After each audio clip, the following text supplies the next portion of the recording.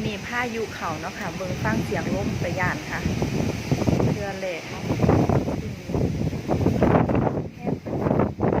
อาจจะเนาะค่ะแต่ว่าฟังเสียงค่ะตะยานที่ไหนค่ะ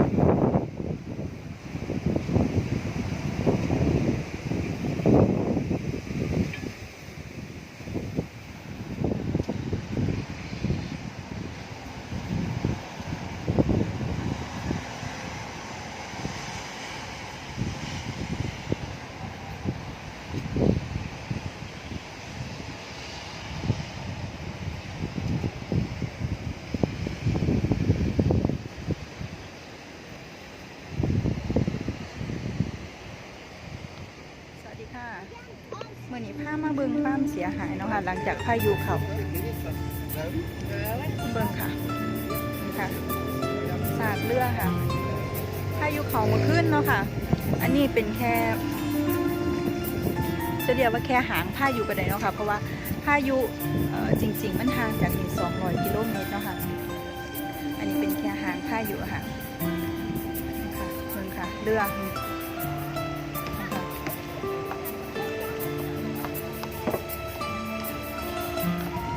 ก็มีเรือบางลำนะคะที่จม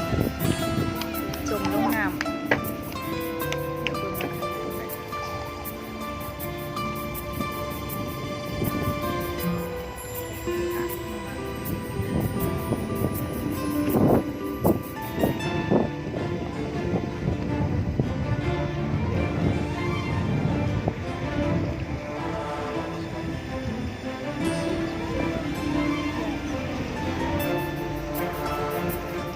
เสียหายค่ะ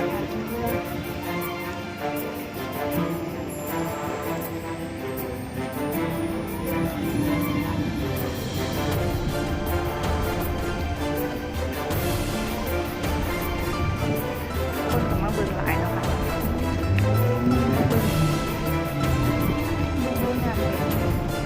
อันนี้ก็จะเป็นตาจอดเรือนะคะ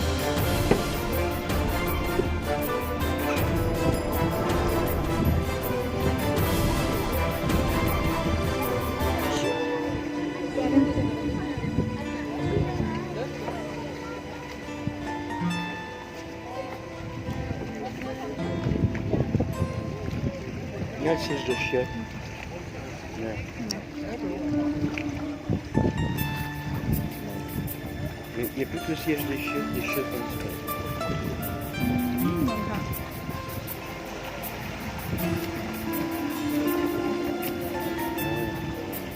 แตกเหมือนขัดล่ำเลย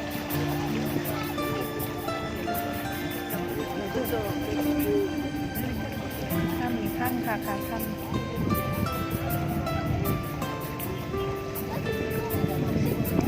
ำคุณเกยยุไปเบิ่งกันค่ะไปเบิ่งล่ำ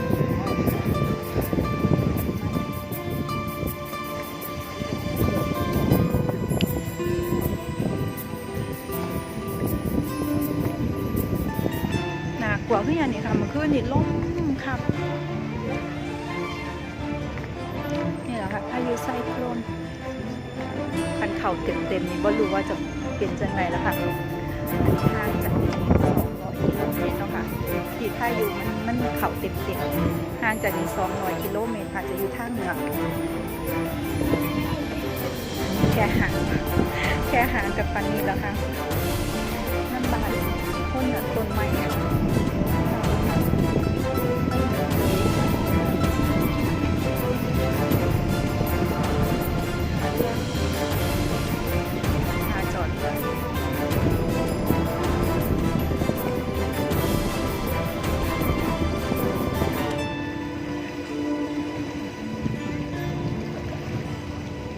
อยู่นี่ยังก็ได้ยินข่าว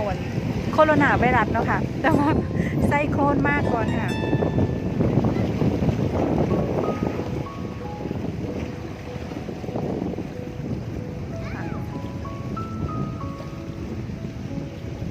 ข้างเหมือนเลยค่ะ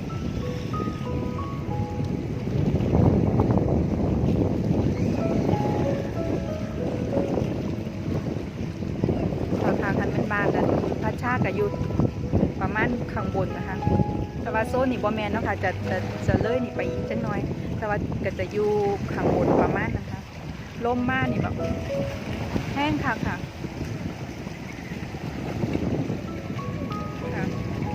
เรืออยู่นี่เสียหายค่ะมาเกยขึ้นมาเลยค่ะ ดีนะบ่แตกขั้นดีขั้นแตกกระจุยกระจายนะคะเอาแล้วค่ะมือนี้ผ้ามาเบิงทาเรือค่ะ เสียหายค่ะนะคะอีกลำหนึ่งจมอยู่กลางน้ำค่ะลำหน่อยๆจมลงเลยค่ะลำหน่อยๆแดงๆจมลงเลยค่ะ